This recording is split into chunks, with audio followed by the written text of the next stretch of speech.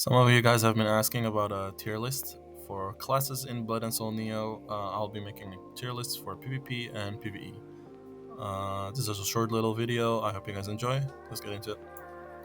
So Blade and Soul Neo will have 7 classes to choose from Assassin to Blade Dancer.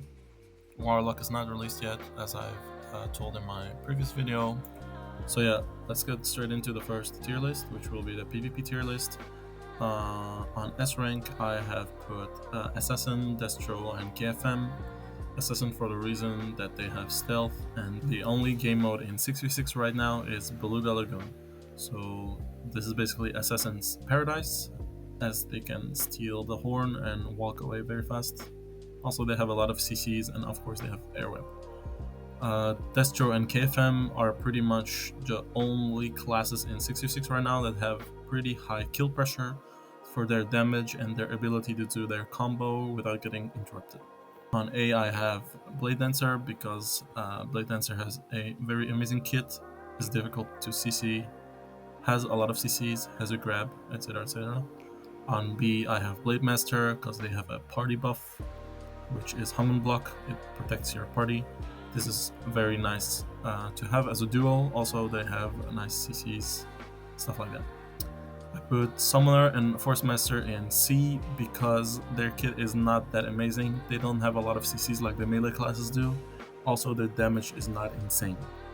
So, yeah, I usually prefer not to have any Summoners or Force Masters on my team because they don't have any kill pressure and their kit is not amazing.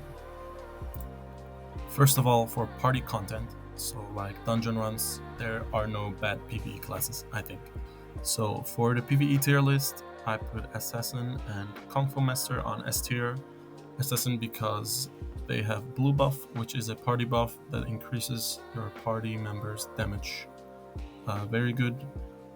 They also have stealth, which makes the solo content much easier. There is Mushin's Tower, which is a solo dungeon that you'll be doing for dailies and your insignias. Assassin pretty much has the easiest time doing this dungeon because of the stealth. KFM also in S tier because they also have blue buff, the party buff. They are also able to tank, and later when you get some more gear, their damage is pretty insane.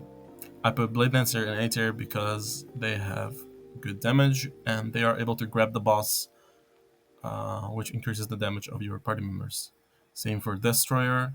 Destroyer can also grab the boss, and the damage is also okay. Not as much as Blade Dancer, I would say, but Blade Master in A tier as well because they have Hung Block, which is a party buff that protects everyone. It's basically a 5-hit iframe, if I'm correct.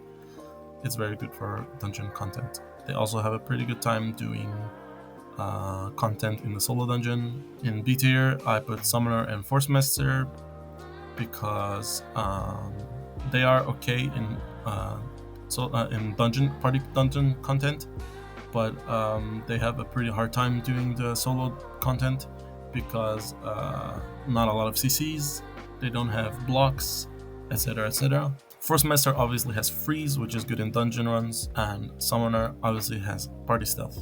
Their damage is also okay. Actually, all the DPS of all classes are pretty much okay. There's no low DPS class, I would say. So that pretty much covers everything. Thank you guys so much for watching, and thank you guys so much for the support you guys showed on the last video. I put a lot of effort into that, and yeah, if there's any other videos you want to see from me, let me know in the comments down below. Thank you guys so much for watching, and see you in the next one.